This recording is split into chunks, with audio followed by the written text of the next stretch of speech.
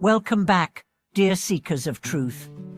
I'm deeply honored to have you with us again on this journey inward, where we unravel the timeless wisdom of the Dharma and discover how ancient insights can illuminate the path in today's chaotic world. Today's episode touches the very heart of Buddhist practice, a question that transcends life and death itself. Why is it so important to aspire to be reborn in the Western Pure Land?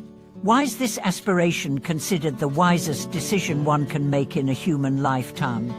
Perhaps you've heard the phrase, Wamo Anittobha Buddha, chanted in temples or by devoted practitioners. Maybe you've even recited it yourself. But have you ever paused to ask, what exactly are we calling out to? What is this Pure Land? And why would an enlightened mind, capable of wisdom and compassion here and now, seek to be reborn elsewhere? To understand this, we must begin by recognizing the nature of this world, what the Buddha called the Saha world. The term Saha means to endure, and it perfectly captures the essence of our earthly experience. We live in a world where suffering is constant: birth, aging, sickness, death, gain and loss, praise and blame, pleasure and pain. These dualities define the human condition, and no one escapes their grip. Look around. How many people do you know who long to live a spiritual life but feel trapped by their environment? Responsibilities, emotional turmoil, economic burdens, and toxic influences pull us away from our inner practice. Even those who have the luxury of time and resources often find their own restless minds becoming the biggest barrier. This is not weakness, it's simply the nature of samsara. To practice sincerely here is like trying to meditate in the middle of a storm. The intentions are noble, but the conditions are harsh. In contrast, the Western Pure Land, also known as Sakhavati, is not a fantasy or mere myth. It is a realm manifested by the infinite compassion, wisdom, and vasa of Anittobha Buddha. It is a realm where the very air, the very earth, the very sounds of birds and water all serve as reminders of the Dharma. In Sakhavati, practitioners are free from delusion, protected from the distractions of samsara, and surrounded by enlightened beings who guide them steadily toward Buddhahood. One of the most misunderstood notions about Pure Land practice is that it's escapism, that it's a way to run away from the challenges of life. But in truth, it is the highest expression of spiritual intelligence. It is not weakness but strategic clarity. If you were lost in a dangerous jungle and saw a bridge leading to a peaceful land beyond, would you not take it? The Pure Land is that bridge, built with infinite compassion by a Buddha who vowed to save all beings who call upon him in faith. Let's illustrate this with a powerful metaphor. Imagine two travelers, both wanting to climb a sacred mountain. One insists on scaling the steepest, most perilous path, ignoring advice, refusing help.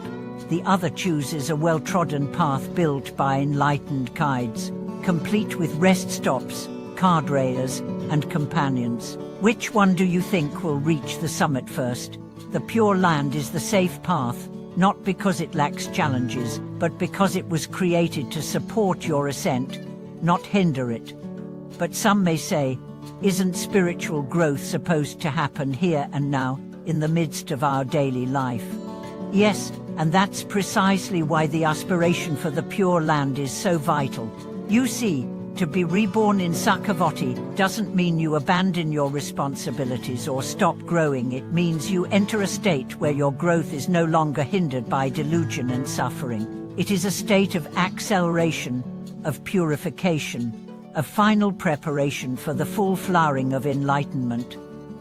The Buddha described it in clear terms. If a person, even once, with a sincere heart, calls upon the name of Anittobha Buddha with unwavering faith and a mind free from doubt, that person will, at the time of death, be welcomed by the Buddha and his assembly into the Pure Land. This promise isn't conditional on how perfect you are, but on the sincerity of your faith, the depth of your aspiration, and your consistency in practice. So what does it mean to call upon Anittobha Buddha? It means much more than repeating a name. It means aligning your mind, body, and spirit with the values embodied by the Buddha: compassion, wisdom, humility, and dedication to liberation. Each recitation becomes a thread in the bridge that leads you out of samsara. There was once a woman who lived a life full of hardship. She lost her husband, struggled to raise 3 children, and battled illness for years. Yet every day, she recited the Buddha's name. Her neighbors mocked her. Some said she was deluded, clinging to fantasy. But she never stopped. At the time of her death, witnesses said her face glowed with peace, her lips gently moved in silent recitation, and she passed with a smile. That peace was not coincidence, it was the fruit of decades of practice. She knew where she was going. She had no fear.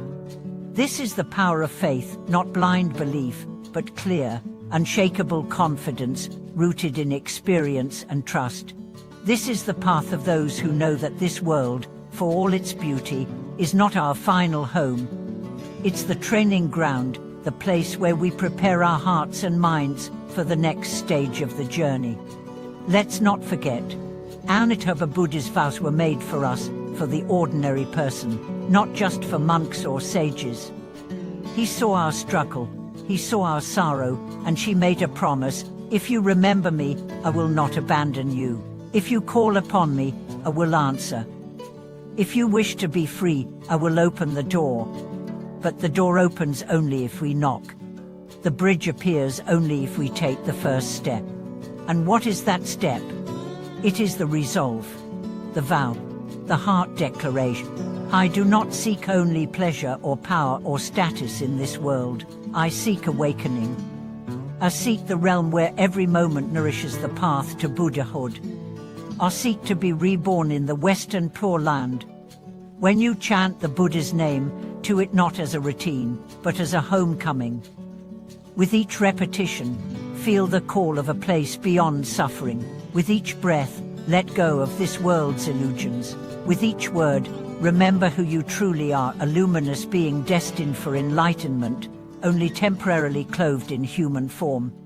And if doubt arises, as it surely will, remember this: the path is not for the perfect. It is for the sincere. The Pure Land is not for the elite. It is for those who cry out from the heart. Please take me there, so I may become who I truly am. So as we end today's journey, ask yourself, where is your heart pointing? What world are you preparing for? What destiny are you choosing each day, each hour, with your thoughts, your words, and your intentions? May your choice be one of clarity, courage, and compassion. If this message touched you, share your reflections in the comments. Have you felt the call of the Pure Land? What does it mean to you? Let us walk together, with sincerity and support, toward that land of peace and light. Don't forget to subscribe to the channel, give this video a like, and turn on notifications so you never miss a moment of inspiration. Thank you for watching this video. May your path be clear, your faith unwavering, and your journey filled with the light of Amitabha.